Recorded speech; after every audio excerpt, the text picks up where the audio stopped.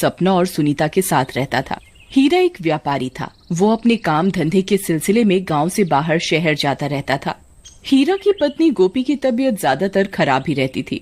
वो इस कारण घर का कुछ काम नहीं करती थी और बिस्तर पर ही लेटी रहती।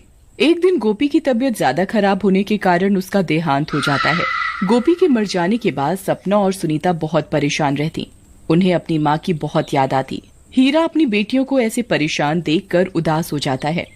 गोपी के चले जाने के बाद ये सपना और सुनीता इतनी उदास रहती हैं। मुझे समझ नहीं आता मैं अब ऐसा क्या करूं जो ये पहले की तरह हंसती खेलती रहे। मुझे तो अपने काम के सिलसिले में गांव से बाहर भी जाना पड़ता है। मैं इन्हें अकेले कैसे छोड़ के जा सकता हूँ। हीरा तय करता है कि वो दूसरी शादी करेगा और अपनी बच्चियों के लिए दूसरी माँ लाएगा। देखते ही देखते कुछ दिनों बाद हीरा गांव की ही एक लड़की मीरा से शादी कर लेता है। मीरा एक क्रूर स्वभाव की औरत होती है। वो हीरा के आगे अपने आप को बहुत अच्छा दिखाती और उसके पीठ पीछे सपना और सुनीता के साथ बहुत बुरा व्यवहार करती थी। मीरा को जादू टोटका आता था। वो अकेले रात में हीरा के पीछे से कुछ अजीबोगरीब टोटके करती और अपनी शक्तियों को और ज्यादा ताकतवर बनाती थी। मीरा अपने गले में एक अजीब सी मोती की माला पहने रखती थी। वो उस माला को किसी को हाथ नहीं लगाने देती, जैसे उसी माला में मीरा की जान हो। वो बस सोते समय ही अपनी चेन उतारती थी। एक दिन रात के समय सपना पानी लेने के लिए रसोई में जाती है। तभी सपना की नजर मीरा के कमरे पर पड़ जाती है। वो उधर मीरा को उसके पति हीरा पर सोते समय एक टीका लगाती है और कुछ अजीब सा मंत्र पढ़ रही होती है। ये देख सपना बहुत डर जाती है और अपने कमरे में भागकर सुनीता को सारी बात बताती है। बहन, अगर ऐसा चलता रहा तो हमें बहुत दिक्कत हो जाएगी। हम बहुत खतरे में हैं और हमारे पापा को तो पता ही नहीं कि हमारी वो सौतेली माँ उनके साथ क्या कर रही है। ठीक कह रही हो बहन, हमारी सौतेली माँ हमें इतना परेशान करती है हर समय। हमसे घर का सारा काम करवाती है, पढ़ाई भी नहीं करने देती और प्यार तो हमें बिल्कुल ही नहीं करती। मुझे अपनी माँ की बहुत याद आती है। वो हमें कितने अच्छे से रखती थी, हमें कोई कमी नहीं होने देती थी किसी भी चीज की, और तो और हमें बहुत प्यार भी करती थी। मेरे पास एक आइडिया है बहन, बोलो हम क्या कर सकते हैं ऐसा जिससे ये हमारी सौतेली माँ हमें हमेशा के लिए छोड़कर चली जाए। हम ना कल चुपके से पापा जी को सारी बात सच सच बता देंगे, वही इसको सही से सबक सिखाएंगे। अगले दिन सुबह उठकर सपना और सुनीता अपने पापा को सारी बात बताते हैं।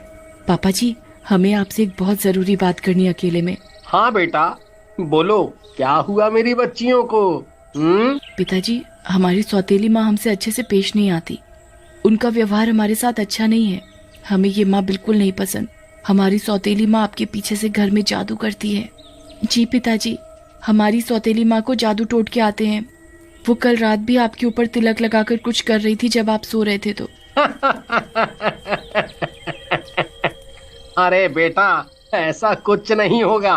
तुम अभी इन सब बातों के लिए बहुत छोटे हो।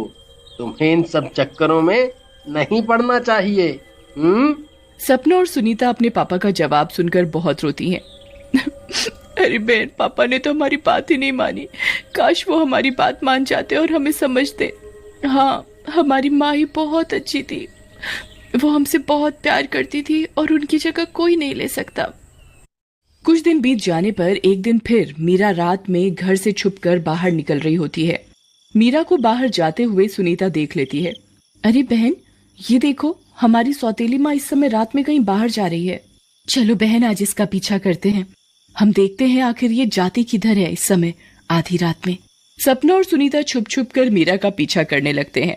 मीरा उनके घर के बाहर जो पीपल का पेड़ था उधर जा रही थी। अब इसे रात को पीपल के पेड़ पर जाने की क्या जरूरत पड़ गई। देखते हैं ये क्या करती है उधर जाकर। मीरा पीपल के पेड़ के पास पहुंच जाती है और उधर जाकर एक भयानक चुड़ैल का रूप ले लेती है।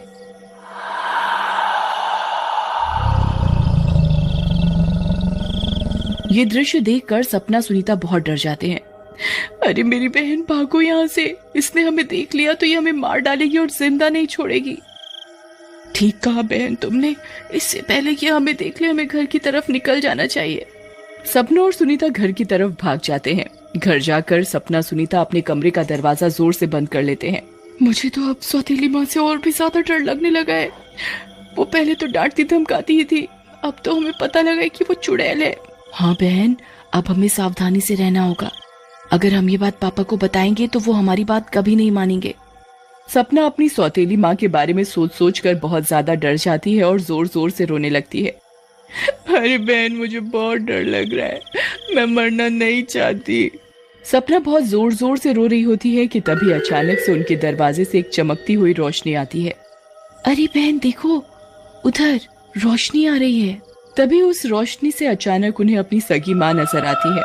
सपना और सुनीता अपनी सगी माँ को देखकर बहुत खुश होते हैं और बहुत जोर जोर से रोने लगते हैं।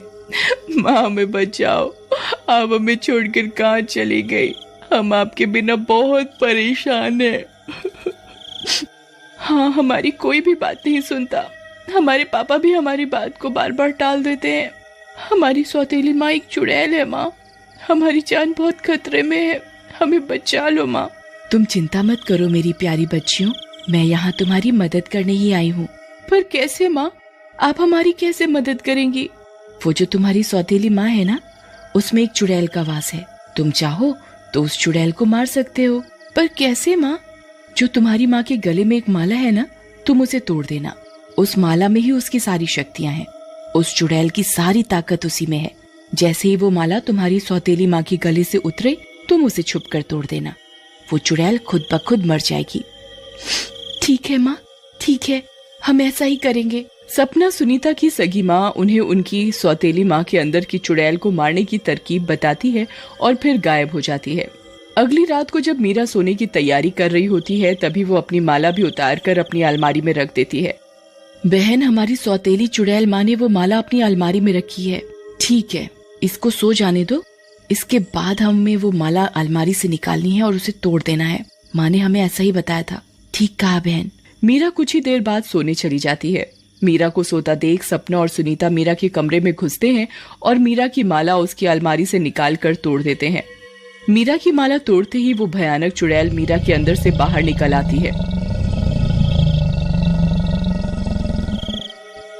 अरे पागल लड़कियों, तुमने ये क्या किया मेरे साथ? मैं मर जाऊंगी ऐसे तो। तुमने मेरे साथ अच्छा नहीं किया। चुड़ैल माला के टूटते ही बहुत जोर जोर से रोने लगती है और आग में जलकर भस्म हो जाती है।